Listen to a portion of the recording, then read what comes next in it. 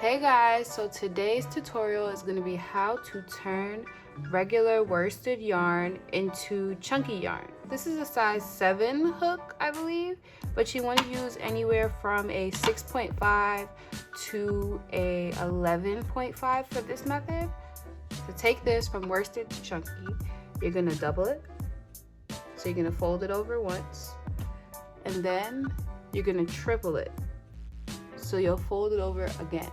So you should have 3 strands of yarn in your hand, shaped like an S.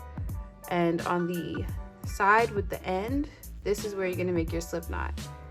So you're gonna make a slip knot, like so. Insert your hook and make sure your hook goes through all 3 strands. And then you're gonna just crochet like usual. You're gonna make your chain.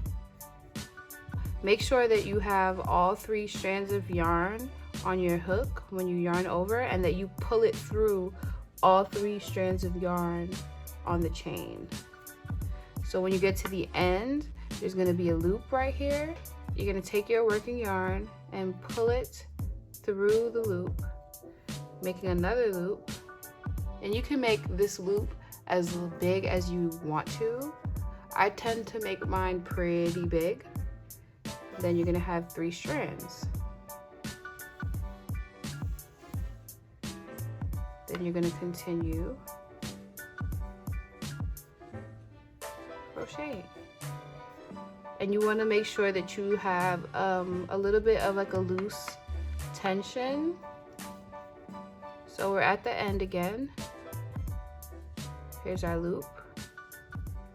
So we take our working yarn, pull it through, and there we go, we got our 3 strands. You make it as long as you need to, and you continue to work. So this is what it looks like. This is what a row of double crochet looks like with this method.